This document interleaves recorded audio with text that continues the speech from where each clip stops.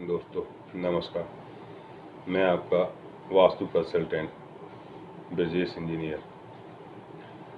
हम आपके साथ वास्तु के संबंध में चर्चा करेंगे। ये मेरा पहला वीडियो है। सबसे पहले वास्तु से आपको परिचय कराऊंगा।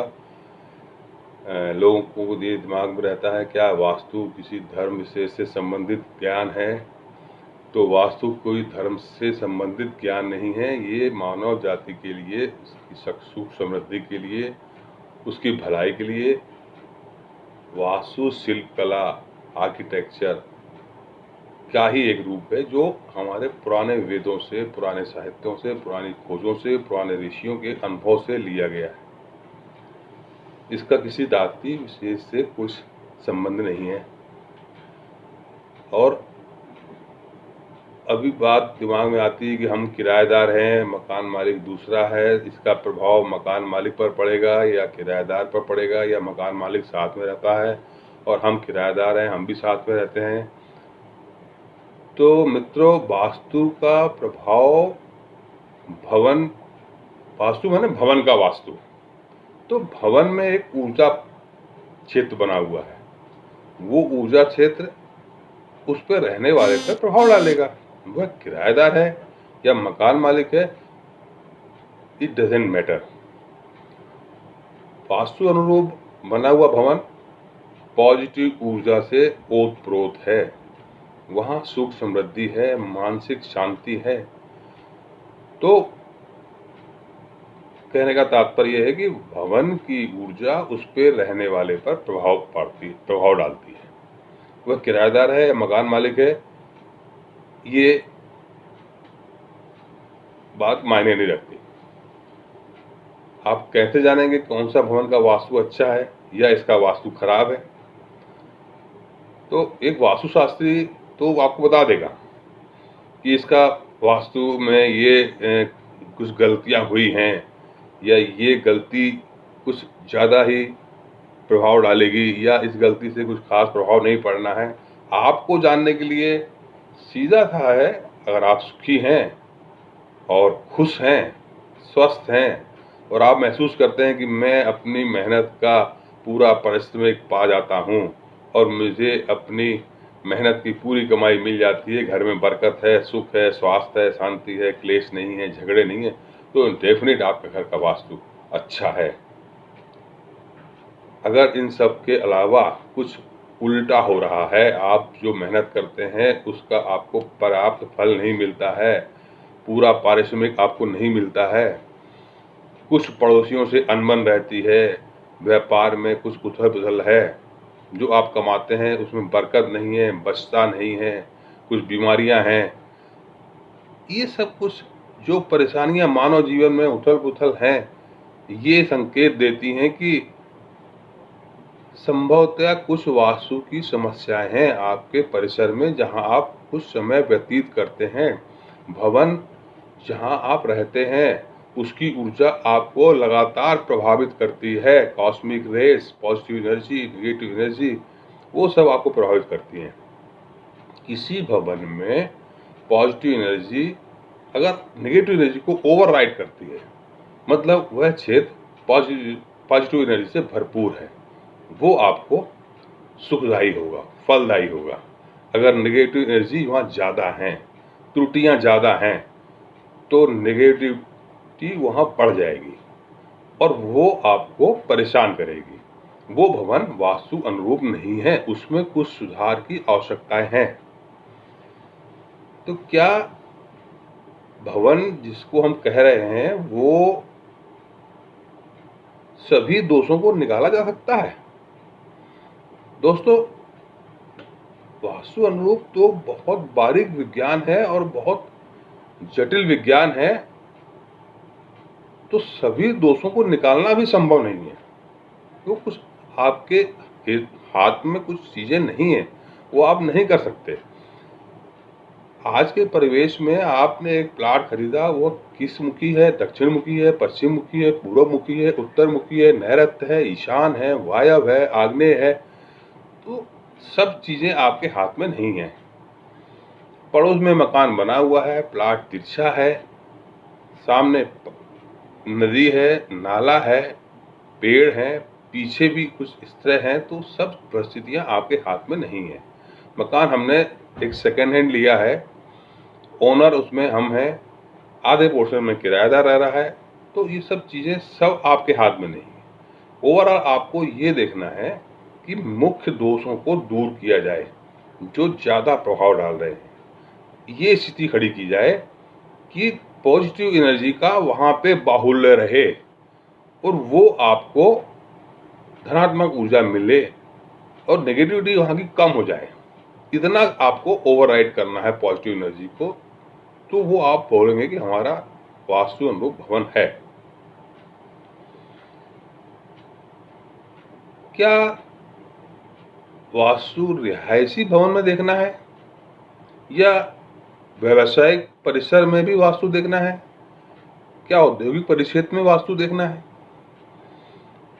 मित्रों, वास्तु वहां देखना है जहां आप अपने जीवन का काफी समय व्यतीत करते हैं। व्यावसायिक परिसर में आप समथिंग 8-10 घंटे व्यतीत करते हैं। ठीक ऐसे ही औद्योगिक परिसर में भी आप अपना इतना ही समय निकालते हैं। घरों पे आप मैक्सिमम टाइम देते हैं, रात वहीं रहते हैं, बच्चे परिवार दिन भर रहते हैं।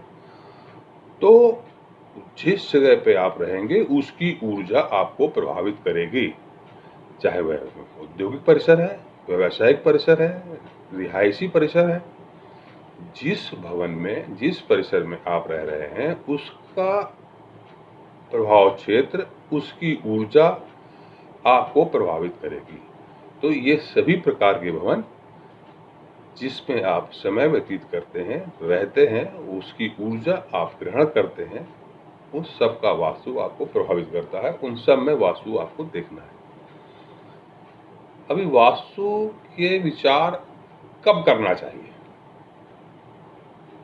तो भवन निर्माण की जब हम बात करेंगे तो पहले आएगा भूमि का क्रय। भूमि का क्रय करने के बाद उस पर हम विचार करेंगे कि हमें उस पर कैसा भवन बनाना है। 1 मंजिल, 2 मंजिल, कितने क्षेत्रफल में बनाना है, कितने कमरे का बनाना है। ये सब विचार करने के लिए हम जाते हैं किसी आर्किटेक्ट के पास। वहाँ उस टेबल पे नक्शा रखा होता है। तो मित्रों, सबसे इम्पोर्टेंट समय यही है जब वो नक्शा वास्तु विद आर्किटेक्ट की टेबल पर रखा हुआ है। इसके पहले भी आप विचार कर सकते हैं कि हमें भूमि कहाँ लेनी है, कौन सी भूमि हमारे लिए उत्तम रहेगी। तो इस सब में करने में आपका कुछ नुकसान नहीं हो रहा है।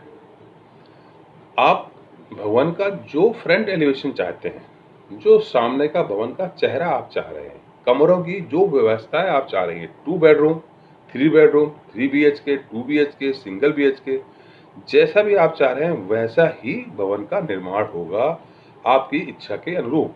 इसमें आप कोई कंप्रोमाइज नहीं कर रहे हैं। वास्तु मानने के लिए कोई कंप्रोमाइज नहीं करना है। वास्तु तो आपका आर्किटेक्ट से ही संबंधित है। जो पुरातन ज्ञान है उसको, कमरों को समायोजन, कमरों की व्यवस्था वो कैसे रखनी है, रसोई घर कहाँ रखना है, सामान्यतः सबको मालूम रसोई घर आग्नेय कोण में रखना है। तो आग्नेय कोण में आ रहा है या कुछ और उसमें समस्या हो रही है, व्यवस्थित नहीं बन पा रहा है, हमारा प्रवेश द्वार ही वहीं पड़ रहा है, तो फिर कहाँ रखना है, ये सब विचार वास्तु में करना है। तो यही समय है जब हम वास्तु पे विचार करें। और बाद में रेक्टिफाई करने के लिए फिर हम परेशान हो, तो पहले ही जब वो आर्किटेक्ट की टेबल पर पड़ा है तभी आपको वास्तु कंसल्टेंट से सलाह लेनी है और उससे समझना है कि हमें किस तरह कमरों का समायोजन, ड्राइव किस तरह बनानी है। इसमें आप जो एलिवेशन चाहते हैं वो एलिवेशन आएगा। ये वास्तु तो बल्कि आपको और व्यवस्थित कर रहा है कि वो आपके उपयोगी हो, आपके स्वास्थ्य के लिए भी अच्छा हो, उसमें कम गर्मी रहे, उसमें पर्याप्त समय तक प्रकाश की व्यवस्थाएं हो। ऐसा प्रकाश जो अधिकतर समय बिना छाया दिए आपको मिले, शेडो ना आए, ब्राइटनेस ना हो। रेनी में किधर शेड देने हैं, शेड की क्या लंबाई होनी है, छज्जों की क्या स्थितियां हैं, विंडो के क्या साइज हैं, कमरे में कितना पर्याप्त चाहिए है, प्रकाश कितना चाहिए, उसके लिए कितने साइज की खिड़कियां होंगी, कितना फ्लोर होगा, फ्लोर का स्लोप कहाँ होगा, ये सब बातें आपको उस टेबल पे ही फाइल करानी है। एक बात जो अक्सर लोग कहते हैं कि प्रकृति ने जो हमें दिया है दैट इज द बेस्ट, जो प्रकृति हमको दे रही है वो सबसे अच्छा है। बिल्कुल, प्रकृति आपको अच्छा ही दे रही है दोस्तों। प्रकृति ने आपको पूरी पृथ्वी रहने के लिए दी है। पहले हम कंदराओं में रहते थे, गुफाओं में रहते थे, उस समय हमारी वो आवश्यकताएं थी, हमको ऐसा करना पड़ता था। आज हमारी वो आवश्यकताएं नहीं है कि हम कंदराओं में रहें, गुफाओं में रहें। अब हम मल्टी में रहते हैं, फ्लैट बनाते हैं, डुप्लेक्स बनाते हैं, बंगलो बनाते हैं, कॉलोनीज में रहते हैं, और हम वहाँ और तमाम और बातों को विचार रखते हैं कि हम यहाँ पे सुरक्षित रहेंगे, हमारा आवागमन निर्बाध रहेगा। तो अभी पृथ्वी ने तो आपको, सृष्टि ने आपको, नेचर ने आपको रेगिस्तान भी दिया हुआ है, तो रेगिस्तान में तो आप नहीं रहेंगे। जंगल भी दिए हुए हैं, दलदली भूमि भी दी हुई है, तो वहाँ तो आप नहीं रहेंगे। तो ये आपको देखना है कि हम कहाँ रहेंगे और कौन सी जगह हमारे लिए उपयुक्त है। ये तो आप खुद समझ रहे हैं, जब आप नहीं समझ पाएंगे तो आपको दूसरा स्पेशलिस्ट बताएगा कि आपको क्या करना है। तो प्रकृति ने आपको सब कुछ दिया है, लेकिन आपके लिए क्या बेस्ट है वो आपको चूज करना है। प्रकृति ने खाने के लिए बहुत सी चीज़ें दी है, क्या खाना है और क्या डाइट लेनी है, किसी व्याधि में, किसी बीमारी में क्या जड़ी बूटी खानी है, वो तो छांटना पड़ेगा। प्रकृति ने सब चीज़ें दी हैं, सब नहीं खा लेना है। तो प्रकृति ने हमें अच्छा दिया हुआ है, लेकिन हमें हमारी किस परिस्थिति में क्या ज़्यादा अच्छा सूट कर रहा है वो हमको चूज करना है। ये सब बातें मैं आपसे शेयर कर रहा हूँ। और अभी हमारा आपका परिचय हुआ और मैंने आपको वास्तु का भी परिचय कराया। अगले एपिसोड में हम और भी बातें करेंगे और वास्तु में और गहराई में घुसेंगे। साथ में हम फेंग शुई के बारे में भी चर्चा करेंगे। फेंग शुई चाइनीज वर्जन है, फेंग शुई वास्तु का चाइनीज वर्जन है, जो सिंबॉलिक आधार पर डिपेंड करता है, जिसमें सिंबल्स का ज़्यादा प्रयोग किया जाता है। तो दोस्तों, इस वीडियो में यहीं तक। आपका ब्रजेश, नमस्कार।